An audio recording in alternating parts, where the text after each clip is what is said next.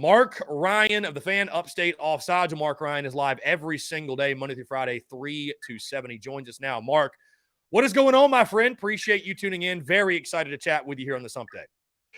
Chris, what is the worst thing you've ever done out of desperation? Okay.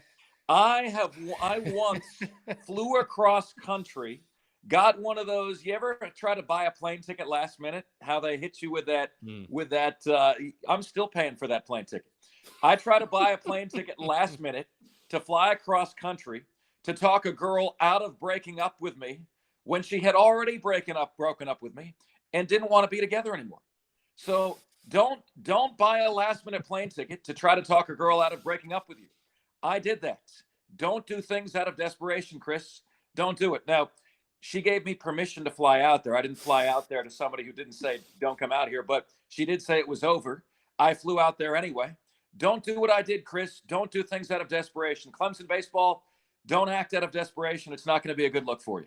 Hi, Chris. How you doing? What's going on, man? What's going on, Marc? That's a great way to start it. I was going to say I plead the fifth in response to your question, but I will say probably the acts of desperation that come to my mind are more so like when I was gambling on sports, and you get into a position like, for example, March Madness is upcoming, and you start chasing, right? You miss one, and you're like, I got to get that one back with this, and it's a snowball, right? So you keep gambling, keep betting, and then of course you owe the bookie. So that's the most desperation I've felt, was on the gambling side of things and trying to chase wins, if you will. But Marc, we'll start with it, right? It's rivalry week on the Diamond. South Carolina and Clem sucks. The 3-game series beginning this weekend. Of course, I'm operating under the assumption we will get the game in on Friday. I know weather sort of questionable right now. Hopefully it's out of the way by 8 o'clock or so, and we can get this thing rolling. But I'll just first overall get your thoughts, Marc. I know it's not football, so it doesn't quite move the needle to that degree, right? Of course, when the football game's upon us, we spend the entire week talking about it, and it's a really, really big deal. And you can feel the emotions and the energy of that literally on Monday, right? Like people's stomachs are already in a knot because you know what's on the line. But, your just overall thoughts and feelings coming into rivalry week, and, what you're excited for. I know you'll be at the game Saturday. It's going to be a beautiful day in Greenville at Floor Field. But just overall, man, how you feeling as we enter rivalry week on the Diamond, if you will? Man, it's going to be tremendous. Are you going to be there Saturday? So I'm actually doing live streams for all 3 games. I'll be plugged in the studio. So. Oh, yeah. Okay. Yeah. I will be there at Floor Field. This is, of all the sporting events that I've been to in the Upstate, my favorite one. It was right after I moved here. I moved here January of 2019, so I've been here 4 years. That event, March of 2019, is still the best sporting event that I've been to. And I'm at sporting events all the time. I was at the Palmetto Bowl last year, right? Now, I'm a Gator, right? So, look, Clemson beating South Carolina beating Clemson, does it, like, as my own personal fandom, doesn't move my needle the way that it does yours. It's fascinating to be a part of the rivalry, right? Fascinating, but in terms of, like, my personal fandom, I don't go nuts when the Gamecocks beat Clemson. I don't go nuts when Clemson beats South Carolina. But that particular event, Chris, at Floor Field, was like you had been placed in a time capsule, shot back to the 1940s, and it was just so incredible to see. You had half the stadium donned in orange and regalia, half in garnet and black, right? By the way, we had a show vote this week. Who has a better logo? And I know your listeners got a hold of that poll, and it was never the same after that. But I do want to let you know that yours truly and Diesel, my producer, both voted, but the Gamecocks have the better of the 2 logos. Look, man, I've had a very similar debate when growing up for me, Chris. Like, when I went to school, my school is orange and blue. Orange sucks. Orange is a god-awful color, okay? When I wear orange, it looks like I'm jaundice, okay? It's just not a good color. So, like, my whole life, it's like, how the hell did Florida State get garnet and gold? That is so badass looking. We look cartoonish next to that. How the hell is a Gator orange and blue? The Gator color scheme should be Hawaii's green and black. That's what fits with a Gator. Your color scheme fits your mascot.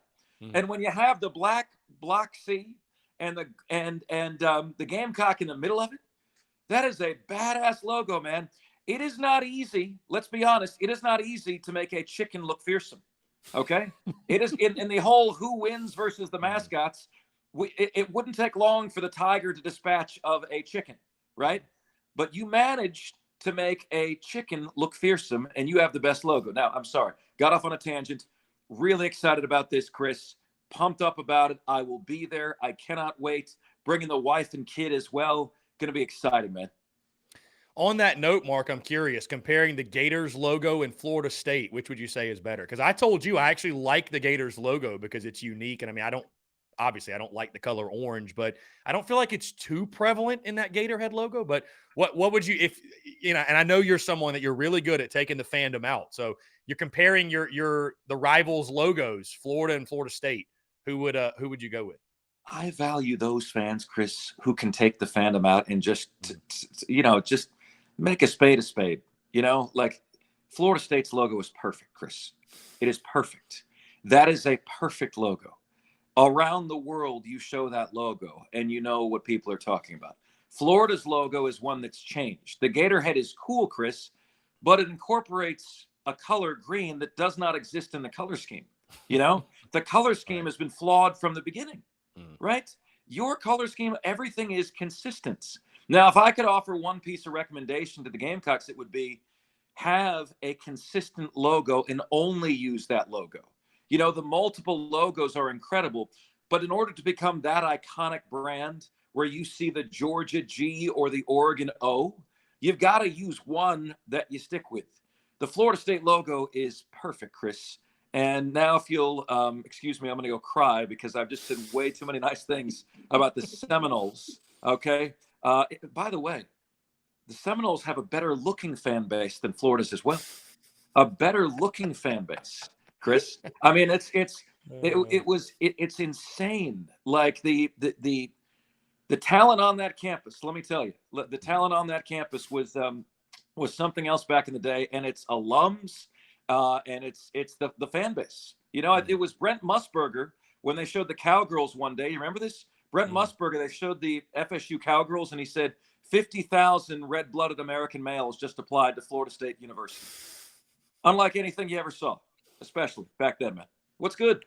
Gotta love Brent Musburger. I absolutely love that. Back to the, it's interesting too, Mark. It is rivalry week in college baseball. You've got Georgia Tech. Florida's taking on Miami this weekend in Gainesville. That'll be a great series down there. And Florida's catching a lot of hype right now. Our good friend Ben Upton of 11.7. His I love people, by the way, Mark, that freak out over like way too early predictions and that content. It's just like, why can't you just see it and move about you? There's some people that I don't think there's anything that irritates them more than that. But his way too early field of 64, he's got the Gators, the number one seed. He's a believer in Florida. He thinks Florida is one of the best teams in college baseball, if not the best team. And I think he actually thinks they're going to win the SEC. So you're going to have a good reason to watch college baseball. And I'll ask you that too, because I know before the season, I was chatting with you and I was giving you my sales pitch on college baseball. And I know that you guys have been keeping an eye on it. Your thoughts on the overall madness, because I feel like that's something to appreciate the game.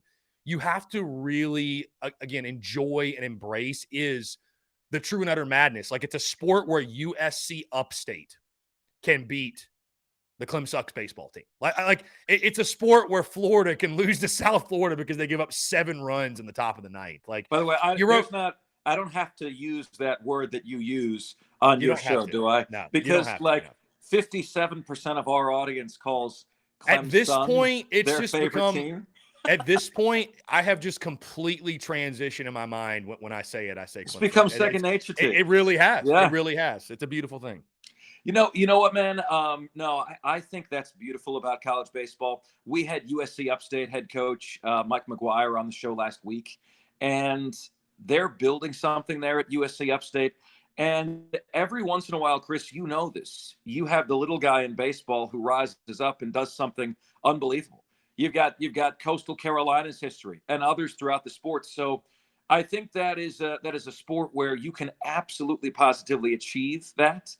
It does not bode well for Clemson heading into the series that is coming. I know you're trying to temper expectations, Chris, for this series, but I believe Clemson fans are bracing to take it on the chin. I believe they're bracing for that. And if I may add, is it just me, or might the Gamecocks be embarking upon a golden era in sports? I mean, think about big picture here. Okay. Now, part of this involves a belief in Lamont Paris that many of you guys want to see, but I believe in him. I've studied his past. I've studied his history. I know what he did last year. You consider the historic run that Dawn Staley's on. Shane Beamer is recruiting at a level unprecedented in South Carolina football history. Might we be embarking upon a golden era of Gamecock sports, and a Gamecock era that coincides with Clemson being down, okay, largely across the board? What is Clemson's women's basketball program? Anyone? Fry, Bueller? Anyone? Men's basketball program, same thing, right? They're on the milk carton. Who are they, right? And Clemson's football program, more down than it's been in the last 7 or 8 years, right? So you put Clemson's baseball team rebuilding. You combine all of that. You combine the success of the Gamecock athletic program with Clemson athletics hitting a downturn. And I'm telling you, brother, your future is so bright you need shades. You could be embarking on that golden era of Gamecock athletics. And Mark, on the note, and I do agree with you, by the way, it's really fun to watch. Also, Gamecock softball's like 14-2 right now. So you mentioned them. Gamecocks women's golf is ranked 4th in the country. So yeah, I mean, hey, let's do something not many people want to do. Give Ray Tanner, the athletic director, a lot of credit. The health of the athletics department seems to be pretty good right now. But sticking with the rivalry series this weekend, Mark, a lot of fantastic storylines. And to your point, I'll lock in my predictions tomorrow, but it's one of those things where I think Gamecock fans should be confident. I mean, listen, I didn't think before the season that Clemson was a very good team. Obviously, right now, they've lost 4 in a row. You get swept by UCF on your home field. You lose to USC Upstate on a Tuesday night, which, by the way, I think Upstate's a good team. Right? They started the season. I think they won like the first 6 or 7 games or whatever. And so they're a quality ball club. South Carolina's got them at Floor Field next week, and I think that's actually going to be a really competitive game. But they've lost 4 in a row. Gamecocks are perfect, 9-0, and I think South Carolina fans should be confident. I mean, I think South Carolina certainly could get the sweep. I think I was just speaking to it's a rivalry series, and baseball's a crazy game, right? So it would not shock me if the Gamecocks lost one. But going back to, Mark, the storylines, we got to talk about it. You guys mentioned this on your airwaves this week, but the video that we posted of the UCF baseball team running down the hill and celebrating. And I knew somebody DM'd it to me, Mark, because it was on John Rice Plumlee's TikTok. And somebody DM'd it to me. And I remember seeing the video and I was like, this is going to go crazy. Like, I just knew. And it's got over 100,000 views on Twitter. Oh, it's been massive. The rest is history, right? So, and I know you guys, the conversation was onsides or offsides, and it's been a mixed reaction. I've seen some Clemsucks people that don't mind it. I've seen some that are like, UCF should apologize. And of course, Gamecock fans, I mean, we're just eating it up. You know what I mean? So your overall thoughts on that and sort of the madness. And then Eric Bakic's comments about a mouthy UCF team, and then they lose to USC Upstate last night. And I know that you kind of retweeted with like the eye emoji and you were like, look at this now. So just kind of overall thoughts of like the state of the Tigers program coming into this series, because there's a lot going on with them right now. Well, I'm gonna go back to that running down the hill moment, Chris, here for a minute, because if you look at it through a certain light, and I know this is not really the platform to give Clemson credit for a lot, right? But the reality is that's a big deal because of what it's been built up to be. And Clemson football does get credit for creating something that is iconic, that literally everybody wants to do. If I was challenging Shane Beamer, I would say, what do you have, right? What do you have that is going to be something that everybody wants to do? Can you name that for South Carolina, Chris? I can't, right? I can't. Yeah, I mean, hanging out by the cockabooses, maybe, I don't know. Right. They've created the hill. They've created that, and they've created something that everybody wants to do. And not only did I have no problem with what UCF did, I would have done the same thing, Chris. And I'm trying to figure out how I can run down the hill myself, like film it, put it out there. You went to Clemson and you swept them. Okay. Now I know, Chris, I know a lot of athletic directors, and I know that was something that Clemson's AD Graham Neff discussed with UCF's AD, because that making it to social media was not supposed to happen.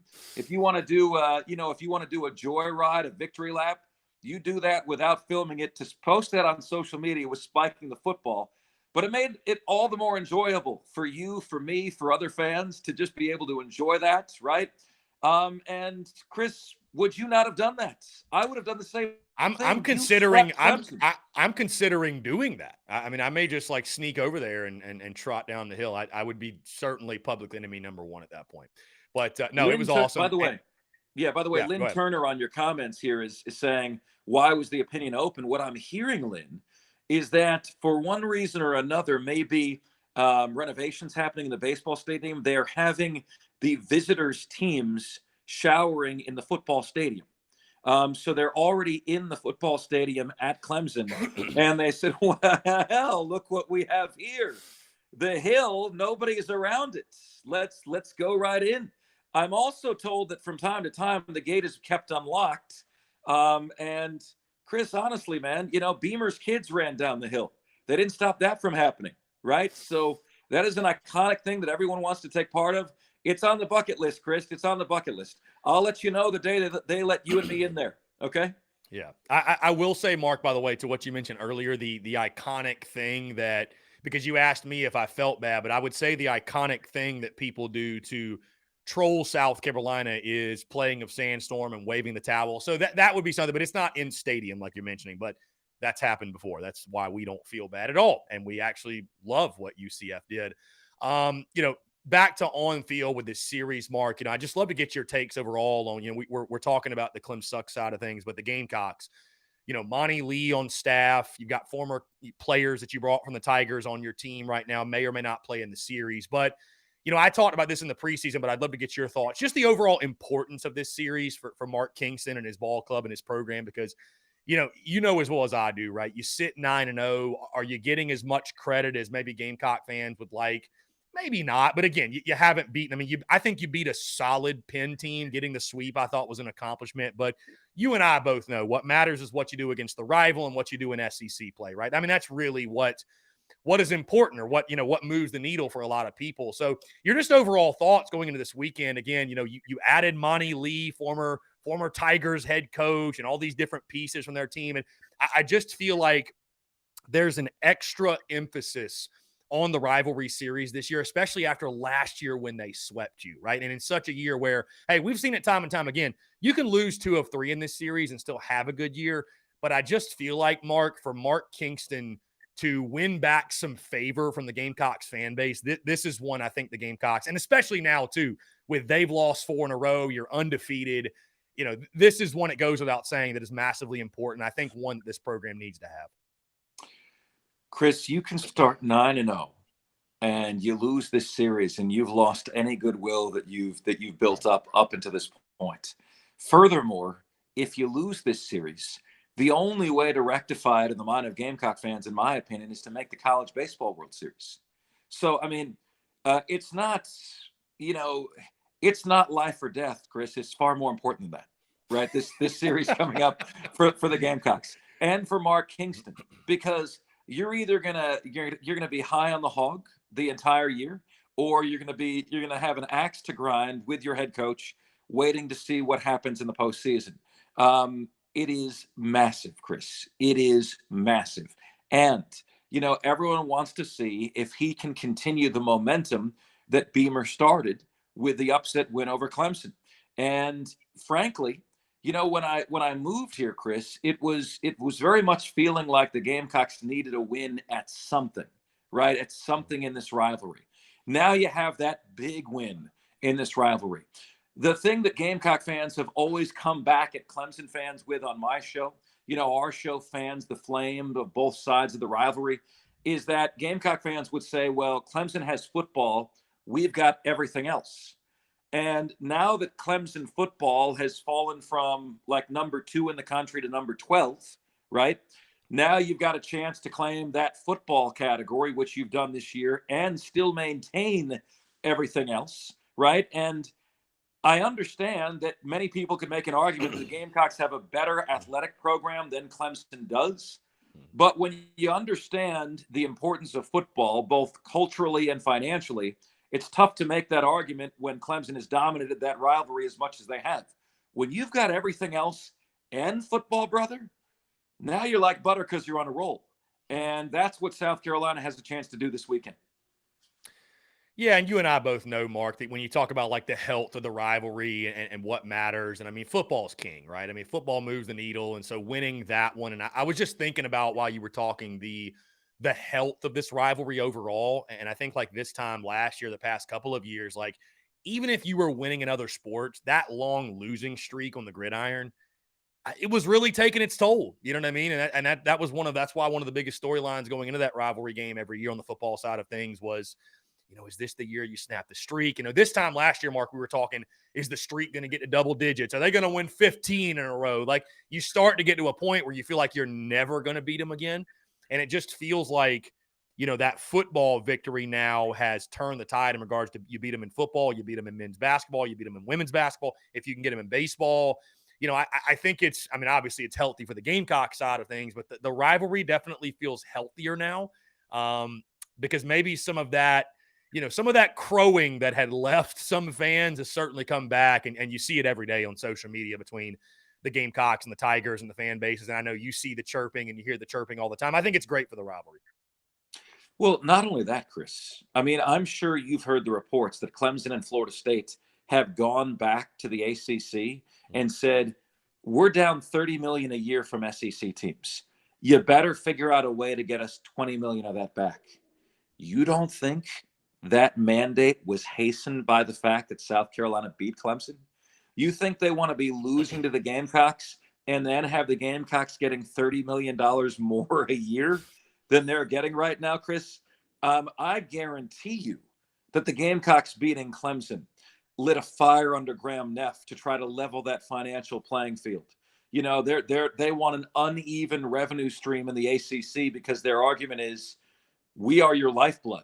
Without us, Clemson and Florida State, you guys are the all cupcakes conference, right? So it is up to you guys to pay your best employees, right, the most money. And the Big 12 did that for a minute with Oklahoma and Texas. Uneven revenue sharing, that hasn't been the SEC's model. Vanderbilt gets as much as Alabama does, right?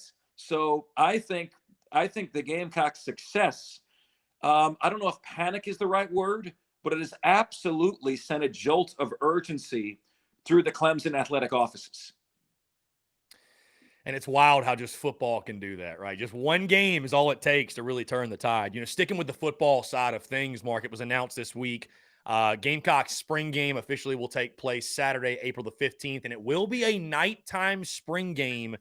Yet again, 7 o'clock kickoff under the lights, which I think is a genius move. And you and I both know that, it feels, Mark, the build up to the spring game is more exciting than the spring game itself, right? We get all excited. Just you mentioned, right, get back in the stadium. You're not in your stadium very often, so to get in your stadium and tailgate and be surrounded by Gamecock fans is an incredible experience. But the game itself, most of the time, is your starters only play 2 or 3 series, and it's not really a real game a lot of the time. But I think it speaks to, again, Shane Beamer being sort of a master marketer of his program. And it feels like such an easy, simple, no-brainer move, but it hasn't been done before. And so I think, again, it speaks to Beamer and it's just what he's building and being able to market the Gamecocks football program. And your overall thoughts, I mean, do you get excited for spring games, Mark? Is that something that moves the needle for you at all? I did, Chris. I did. And then I'm sure you would agree, much like the Pro Bowl and All-Star games, it's kind of fallen by the wayside, right? And the reason is that we don't have time as Americans anymore for things that don't matter, right? At some point, we made the determination that spring games and even bowl games, not to me, bowl games matter to me, but bowl games don't matter to other people. So we don't have time for things that don't matter. MLB has sped up the game recently, right? We've realized that time is our most precious resource. But what Shane Beamer is doing, I can subscribe to. And there are always going to be schools, Chris, that don't take it seriously. But if you make your spring game a competitive environment where, another thing I would do, Chris, is I would publicize the depth chart. I would let people know what positions are up for grabs. I would let the fan base know who's competing for those positions. And then I would say, watch the battles play out in our spring game. Let's create a massive environment, and, who rises to the challenge and who shrinks from the challenge. Use the spring game as a barometer to decide some of these position battles. If you sell it like that, you make it a night game, you incentivize everybody to come and make it a raucous atmosphere and a raucous environment. You don't have to go the way of the rest of these spring games, man. It's like a picnic scrimmage. All these other spring games, Chris, are a picnic scrimmage, right? Why does yours have to be that way? Yours can be great. Yours can be electric. You don't have to sign up to whatever everyone else is doing. And so in that respect, I love what Beamer's doing, and I hope he takes my advice. Build the urgency, build the intensity in that. Here's who's vying for a starting position. Let's see how they do in the spring game. Here are the two contenders. One survives, one will lose. In everything we do, there is a winner and a loser. If I'm Beamer, I build that up, man, because that pressure is only going to benefit your team in the long run. Good luck selling that to college coaches, Mark. Why not? I know. No, I agree. But I get where you're coming from. You're approaching it and attacking it as it is a product and the entertainment value and the entertainment side of things. I don't know that these college head coaches necessarily. I mean, I think they look at it as a glorified scrimmage, and they probably wouldn't even open it up if they didn't have to. I hate to say that, but I feel like coaches are so anal about everything, and it's like, I get where you're coming. I wish they still had like open practices. I remember the days of Steve Spurrier and open practices, and it was a blast getting out there and seeing the team. But when Spurrier was the coach at Florida, he had open practices. I took my dad to a Steve Spurrier open practice at the University of Florida. Yeah. Steve Spurrier, whether it was confidence, cockiness, or arrogance, his mindset was, you can see what we're doing. You're still not going to be able to stop it. You can see what we're doing. I got no problem with that. By the way, Madison Duncan says, use the spring game as a springboard for competition. I like it. Braddock 843 says, curious Mark's thoughts on spring game scrimmage with out of conference that they don't normally play. Example, South Carolina versus Oregon. Chris, I am tired of the FCS games. I'm tired of them. If we are doing this, if South Carolina and Clemson are agreeing to, float the FCS a paycheck every year, I'd like to see that as the spring game. Honestly, float them a check in the spring game. 12 games in the regular season. We don't get enough of these games to have an FCS game being one of them, in my opinion. We don't get enough games for that. So I would give the FCS teams the golden parachute in the spring game and have it be a competitive game. It would be far more competitive than the scrimmage you get, right? I mean, let's be honest. You got Furman coming to Columbia for a spring game. Furman wants to beat you. The Gamecock players don't want to hear for 4 months that they lost to Furman in the spring game, right? So now that becomes a competitive environment, a competitive game where it isn't right now. I'm Marc Ryan, and I approve this message. That would, I think that's actually a genius idea, Mark, mentioning that. Again, will it ever happen? But it's interesting, Mark, because in baseball, baseball teams scrimmage in the fall. I mean, they'll scrimmage each other. I mean, South Carolina scrimmaged Georgia Tech, UNC Greensboro, UNC Wilmington. That would be, I don't know, again, how we make that happen, but I think that would be really, really cool. I actually think that would be a great idea, because then, you're not doing like South Carolina and Georgia scrimmage, and there's these false bragging rights of a game that didn't technically count. Like if you scrimmage, like you mentioned, like an FCS team, there would be a lot of positive benefits of it. Well, here's the thing, Chris. I'm down. I'd love to see it. I looked into that rotation that, Clemson and South Carolina play an FCS school every year, right? And they rotate who they play. That's not mandatory. That is not mandatory. They're doing that as a favor to the FCS schools. And because it's been a favor for a number of years, it is now regarded as something that's like pseudo-mandatory, right? Like you kind of have to do it. Well, I'm not a subscriber, Chris, to unwritten rules. If you want me to follow a rule, you damn well better put it in writing, or I ain't following it, brother, right? So what I'm doing is I want a more competitive spring game, all right? And I know if I'm playing a team that actually wants to beat me, I'm going to do that, right? The downside of that, Chris, is imagine Clemson and South Carolina do that. They show up and they half-ass their spring game and the FCS beats them. Now that's going to change preseason expectations, right? That's going to change your preseason poll ranking. Fans are going to have to digest that for 4 months until the football season begins. So you know what's going to happen?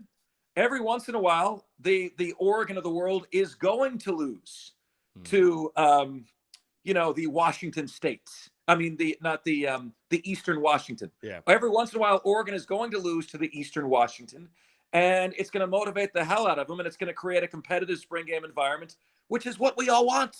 Give us what we want, ladies and gentlemen.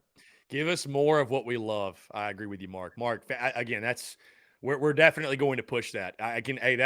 That's Clip City, my friend. How do we improve spring games? Marc Ryan has the solution because, again, it's something that nobody wants to talk about, that spring games are pretty boring.